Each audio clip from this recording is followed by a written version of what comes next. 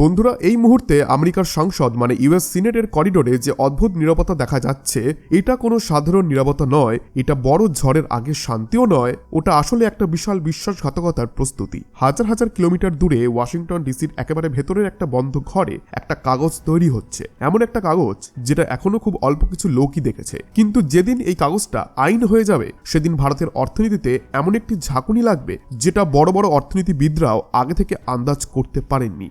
এটা কোনো সিদ্ধান্তে গুলি চলার গল্প নয়, এটা কোনো মিসাইল বা যুদ্ধ জাহাজের খবরও নয়, এটা হচ্ছে একটা ইকোনমিক সার্জিক্যাল স্ট্রাইক, যার টার্গেট সরাসরি আপনি, আমি, আমাদের পকেট।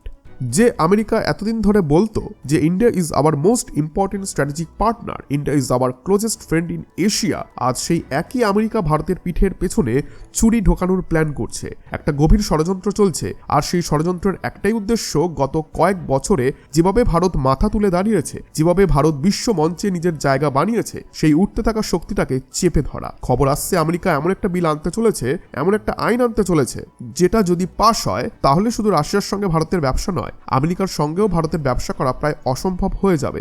এখানেই প্রশ্নটা উঠে আসে, হঠাৎ করে আমেরিকা এতটা নার্ভাস কেন, হঠাৎ করে এত আগ্রাসী কেন? তাদের কি এখন সত্যিই ভয় ধরেছে যে ভারত আর কারোর আঙুল ধরে হাঁটছে না?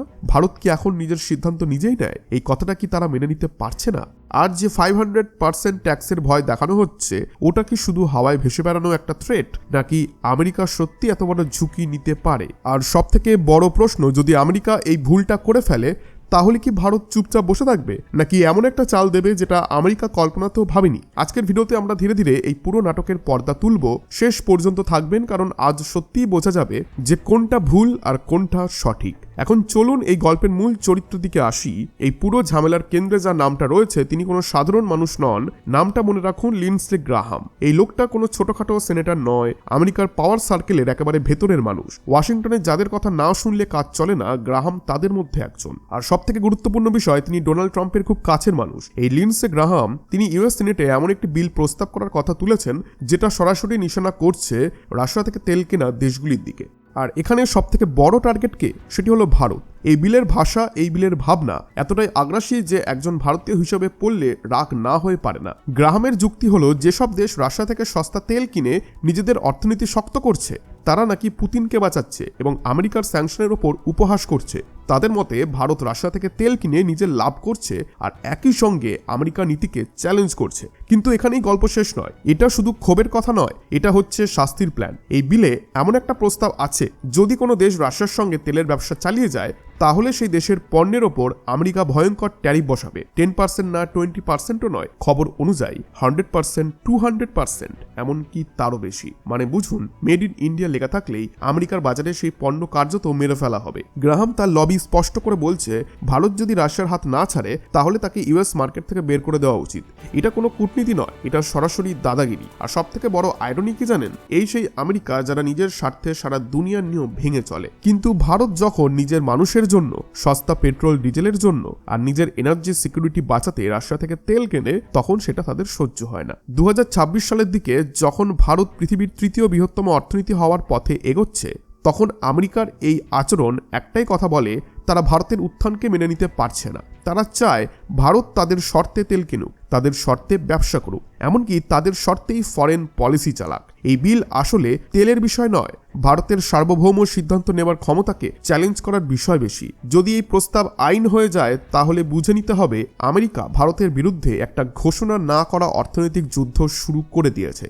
এখন একটু গভীরে গিয়ে ভাবুন, যদি আমেরিকা সত্যি এই পাগলামির রাস্তা ধরে এগোয়, তাহলে আসলে কি হতে পারে? ওয়াশিংটনের ভেতরের খবর বলছে, এই ট্যারিফ শুধু 100% বা 200%-এ থামবে না। ট্রাম্প ঘনিষ্ঠ নীতি নির্ধারকদের চাপের ফলে এই সংখ্যাটা 500% পর্যন্ত নিয়ে যাওয়ার কথাও নাকি ভাবা হচ্ছে। এখন 500% মানে কি, সেটা সোজা ভাষায় বুঝি। ধরুন ভারত থেকে কোনো পণ্য, সেটা ওষুধ বা কাপড় হতে পারে, সেটা 100 টাকার দামে আমেরিকায় ঢুকলো। 500% ট্যাক্স মানে সেই পণ্যের ওপর সরাসরি 500 টাকা ট্যাক্স বসবে। ফলে আমেরিকার বাজারে ওই জিনিসটা বিকবে 600 টাকায়। এখন আপনি নিজেই ভাবুন, একই জিনিস যদি অন্য দেশ থেকে কম দামে পাওয়া যায়, তাহলে কে কিনবে ভারতের পণ্য? এই পুরো প্ল্যানটা খুব ঠান্ডা মাথায় বানানো, কারণ আমেরিকা জানে ভারতের একটা বিশাল ট্রেড লিঙ্ক আমেরিকার সঙ্গেই। IT services, software, textile, pharmaceutical সব থেকে বড় আঘাত এখানেই মারতে চায় তারা। লিন্ডসে গ্রাহাম আর তার লবির হিসাব খুব পরিষ্কার, ভারতকে এমন অর্থনৈতিক চাপে ফেলো যেন সে বাধ্য হয়ে রাশিয়ার হাত ছেড়ে দেয়। মানে ব্লান্ট ভাষায় বললে, either listen to us or we choke your country. এটাই হচ্ছে তথাকথিত আমেরিকা ফার্স্ট পলিসির সব থেকে কুৎসিত রূপ। কিন্তু ওরা একটা জিনিস ভুলে যাচ্ছে, আজকের ভারত আর 1990-এর দশকের ভারত নয়। এটা সেই ভারত নয় যে স্যাংশনের ভয় দেখালেই কাঁপতে শুরু করবে। এটা 2026-এর আত্মবিশ্বাসী ভারত। আর সব থেকে বড় ভুলটা আমেরিকা এখানেই করছে, ওরা ভাবছে যে এই 500% ট্যারিফে শুধু ভারতের ক্ষতি হবে। আসলে এই আগুনে সব থেকে আগে হাত পুড়বে আমেরিকা নিজেরই। কারণ আজ আমেরিকার বাজারে সস্তা কাপড়, সস্তা জেনেটিক ওষুধ, আইটি ব্যাকড সার্ভিসেস, এই সব কিছুর পেছনে ভারতের বিশাল অবদান আছে। যদি ভারতের পণ্য এতটাই দামি হয়ে যায়, তাহলে আমেরিকার ভেতরেই একটা ভয়ঙ্কর ইনফ্লেশন বোম ফাটবে। একটা সাধারণ শার্টের দাম হঠাৎ 8 থেকে 10 গুণ বেড়ে যাবে। একটা সাধারণ ওষুধ মিডল ক্লাস আমেরিকানদের নাগালের বাইরে চলে যাবে। কিন্তু ক্ষমতার অহংকারে ডুবে থাকা নেতারা এই বাস্তবতা দেখতে পাচ্ছেন না। তাদের মনে হচ্ছে ডলার আছে, মিলিটারি আছে, তাই যাকে খুশি চাপিয়ে তাকে খুশি নত করা যাবে। কিন্তু এই বিল আসলে একটা কাগজের টুকরো নয়। আমেরিকা বুঝে গেছে দুনিয়া আর এক মেরু নয়। আজ গ্লোবাল জিওপলিটিক্স শুধু ওয়াশিংটন থেকে চলে না। আর ইতিহাস বলে, যখন কোনো সাম্রাজ্য বুঝতে পারে তার ক্ষমতা ধীরে ধীরে সরে যাচ্ছে, তখন সে সব থেকে অযৌক্তিক সিদ্ধান্ত নেয়। এই 500% ট্যাক্স ভারতের বিরুদ্ধে নয় শুধু, এটা ফ্রি ট্রেডের আত্মার ওপর সরাসরি আঘাত। যে ফ্রি ট্রেড বাণিজ্যের কথা আমেরিকা সারা বিশ্বে প্রচার করে। এবং এখানেই গল্পে আসে সব থেকে বড় টুইস্ট। আমেরিকা ভাবছে ভারতকে কর্নার করে ফেলবে, চাপ দিয়ে একা করে দেবে। কিন্তু তারা ভুলে যাচ্ছে ভারতের হাতে এখনো এমন একটা কার্ড আছে যার নাম শুনলেই পেন্টাগন থেকে হোয়াইট হাউস পর্যন্ত নিরাপত্তা নেমে আসে।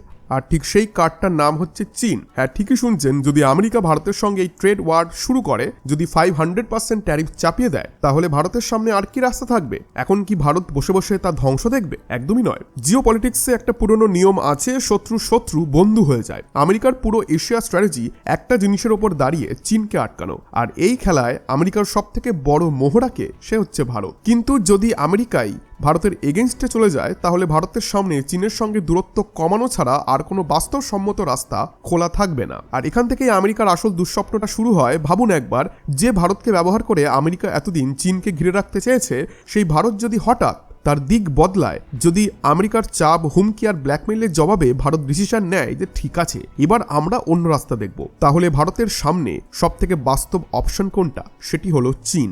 হ্যাঁ, হিস্ট্রি বলছে যে আমাদের বিরোধ আছে, সীমান্তে সমস্যা আছে, কিন্তু ইন্টারন্যাশনাল জিওপলিটিক্সে আবেগ চলে না, চলে শুধুমাত্র স্বার্থ। আর স্বার্থের জায়গায় এসে ভারত আর চীন একসঙ্গে বসলে আমেরিকার পুরো এশিয়া পলিসি এক ঝটকায় ভেঙে পড়তে পারে। কারণ আজকের পৃথিবীতে বিশ্বের সব থেকে বড় জনসংখ্যা, বিশ্বের সব থেকে বড় এমার্জিং মার্কেট, বিশ্বের সবচেয়ে বড় দ্রুত বাড়তে থাকা অর্থনীতি, এই দুটো দেশ একসঙ্গে এলে ওয়াশিংটনের দাপট আর কাজ করবে না। আমেরিকা জানে চীনকে একা সামলানো তাদের পক্ষে সম্ভব নয়। ভারত ছাড়া ইন্দো প্যাসিফিক স্ট্র্যাটেজি একটা ফাঁকা খোলস। কিন্তু যদি আমেরিকা নিজেই ভারতকে কর্নার করে দেয়, তাহলে ভারত বাধ্য হবে পুরনো বিরোধগুলি ঠান্ডা মাথায় রেখে চীনের সঙ্গে ট্রেড আর ফাইন্যান্স নিয়ে কথা বলতে। ভারত চাইলে কি করতে পারে? নতুন বায়োল্যাটারাল ট্রেড এগ্রিমেন্টস, ব্রিক্সের ভেতরে কারেন্সি ইউজেসকে বাড়ানো, ডলার বাদ দিয়ে ইউয়ান বা রুপিতে লেনদেন, এনার্জি ইম্পোর্টসের নতুন করিডোর তৈরি, এইগুলি ভারত করতে পারে। একবার ভাবুন, ডলার বাইপাস হতে শুরু করলে আমেরিকার সব থেকে বড় অস্ত্রটাই ভোতা হয়ে যাবে। কারণ আজ আমেরিকার শক্তি শুধু মিলিটারি নয়, সব থেকে বড় শক্তি হলো ডলার।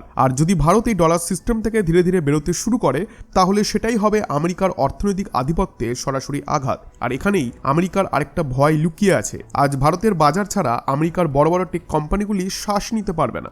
ভারত মানে কোটি কোটি ইউজার, অগণিত ডেটা, ভবিষ্যতের গ্রোথ ইঞ্জিন। যদি ভারত সরকার ডেটা লোকালাইজেশন কঠোর করে, যদি ডিজিটাল ট্যাক্স বাড়ায়, তাহলে সিলিকন ভ্যালিতে রাতারাতি প্যানিক শুরু হবে, শেয়ার বাজারে ধস নামবে, ইনভেস্টর কনফিডেন্স টলমল করবে। অর্থাৎ ভারতকে শাস্তি দিতে গিয়ে আমেরিকা নিজের পায়ে কুড়ুল মারবে। আর আমেরিকা এটা ভালো করেই জানে। এই কারণেই 500% ট্যারিফের কথা শোনাতে যতটা শক্ত মনে হয়, বাস্তবে ততটাই বিপজ্জনক নিজেদের জন্য। কিন্তু ক্ষমতার অহংকারে এই হিসাবগুলি অনেক সময় উপেক্ষা করা হয়। তারা ভুলে যায় এটা আর সাহায্য প্রার্থী ভারত নয়, এটা আত্মনির্ভর ভারত।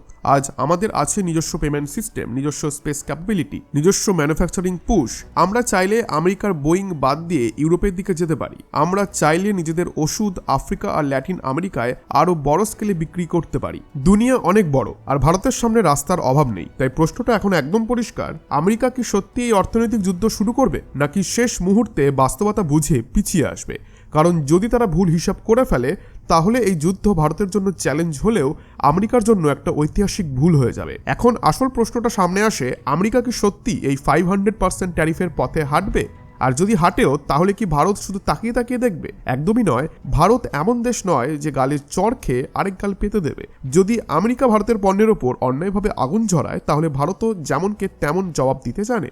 আমেরিকা থেকে ভারতে আসে বাদাম, আপেল, আখরোট, ভারী industrial machinery, defence related components. Bharat চাইলে এইসব পণ্যের ওপর এমন ট্যাক্স বসাতে পারে যাতে আমেরিকার কৃষক আর কোম্পানিগুলি সরাসরি ক্ষতিগ্রস্ত হয়। এর আগেও এমনটা হয়েছে, যখন আমেরিকা চোখ রাঙিয়েছিল, ভারত ডিউটি বাড়িয়ে তাদের বুঝিয়ে দিয়েছিল যে আমরাও হিসাব জানি। কিন্তু এবার খেলাটা আরো বড়। আজকের পৃথিবীতে সবথেকে শক্তিশালী অস্ত্র শুধু ট্যাঙ্ক বা মিসাইল নয়, এটি হলো ডেটা। আর এই ডেটার সবথেকে বড় ভান্ডার কোথায়? সেটি ভারতে। সিলিকন ভ্যালির বড় বড় কোম্পানি গুগল, মেটা, অ্যাপল, এরা সবাই ভারতের ইউজার বেসের ওপর দাঁড়িয়ে আছে। যদি ভারত সরকার বলে ডেটা ইন্ডিয়াতেই থাকবে, ডিজিটাল ট্যাক্স আরও করা হবে, তাহলে এক রাতেই এই কোম্পানিগুলির ভ্যালুয়েশন কেঁপে উঠবে, শেয়ার মার্কেটে ধস নামবে, ইনভেস্টররা আতঙ্কে পড়বে। আমেরিকা এটা জানে, এই কারণেই তারা পুরোপুরি চাপ দিতেও পারছে না ভারতকে। আর আরেকটা বড় অস্ত্র আছে ভারতের কাছে, যদি আমেরিকা আমাদের টেক্সটাইল আর ম্যানুফ্যাকচারিংয়ে আঘাত করে, তাহলে ভারত বোয়িংয়ের অর্ডারকে বাতিল করে দিতে পারে আর এয়ার বাসের দিকে যেতে পারে। যদি তারা ফার্মাতে চাপ দেয়, তাহলে ভারত নিজের ওষুধের বাজার আফ্রিকা, ল্যাটিন আমেরিকা, এশিয়ায় আরো বড় স্কেলে খুলে দিতে পারে। বিশ্বটা শুধু আমেরিকা নয়, বিশ্বটা অনেক বড়। আর ভারত আজ এমন জায়গায় দাঁড়িয়ে যেখান থেকে বিকল্পের অভাব নেই। এই পুরো গল্পের সবথেকে বড় সত্যটা হলো, এটা তেলের যুদ্ধ নয়, এটা ট্যারিফের গল্পও নয়। এটা এমন একটা লড়াই যে কে নিজের সিদ্ধান্ত নিজে নেবে আর কে কার শর্তে চলবে। এটা ভারতের সার্বভৌমত্বের পরীক্ষা। আমেরিকা যদি ভাবে ভয় দেখিয়ে ব্ল্যাকমেল করে ভারতকে তাদের লাইনে আনা যাবে, তাহলে তারা ইতিহাস থেকে কিছুই শেখেনি। কারণ কারেন্ট ভারত চাপের কাছে মাথা নত করে না, চাপের জবাব দেয় কৌশল দিয়ে, ধৈর্য দিয়ে আর শক্তি দিয়ে। এখন দেখার বিষয়, আমেরিকা শেষ পর্যন্ত বুদ্ধির কথা শোনে নাকি অহংকারে ডুবে নিজের পায়েই কুড়ুল মারে। কারণ এই খেলায় হারলে শুধু ভারত ক্ষতিগ্রস্ত হবে না, আমেরিকার বিশ্ব নেতৃত্বের দাবি চিরতরে প্রশ্নের মুখে পড়বে। বন্ধুরা, এই ছিল পুরো ছবিটা। কোনো হাইপ না, কোনো ভয় দেখানো না, শুধু বাস্তব বিশ্লেষণ। এখন আপনার মতামত কি? আপনাদের মতামত অবশ্যই কমেন্টে জানান। আমেরিকা কি সত্যি এই ভুল করবে, নাকি শেষ মুহূর্তে পিছু হটবে? আর এমন গভীর বিশ্লেষণের জন্য চ্যানেলটা সাবস্ক্রাইব করে পাশে থাকুন, কারণ এখানে আমরা শুধু খবর বলি না, খবরের অর্থ বুঝিয়ে দিই। ধন্যবাদ।